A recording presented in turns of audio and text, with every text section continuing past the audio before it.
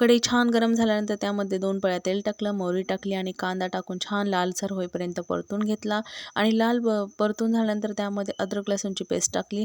घरची असेल तर उत्तमच, पण माझ्याकडे घरचा अद्रक लसूण नव्हता म्हणून मी बाहेरून पेस्ट आणली होती ह्यावेळेस. आणि त्यानंतर मी मिक्सर जारमधून मिरची, हिरवी मिरची, कोथिंबीर, धणेपूड, जिरेपूड छान मिक्सरमधून बारीक करून घेतली, ते पण टाकून मी यामध्ये परतून घेतली. त्यानंतर हळदपूड टाकली आणि लाल मिर्च पावडर टाकलं आणि त्यामध्ये टाकले उकडलेले बटाटे, छान परतून घेतले. त्यानंतर मीठ, कोथिंबीर टाकून परत एकदम छान मिक्स करून घेतलं आणि हा झाला आपला बेस पक्का. तर यालाच म्हणत आहे की बेस पक्का झाला ना तर याचे काहीही छान बनून तयार होतं उत्तम प्रकारे.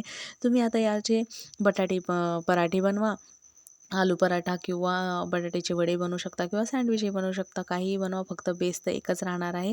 म्हणूनच म्हटलं होतं मी का एकाच बेसपासून तुम्ही एवढे पदार्थ बनवा. मी तर बनवले होते बटाट्याचे वडे आणि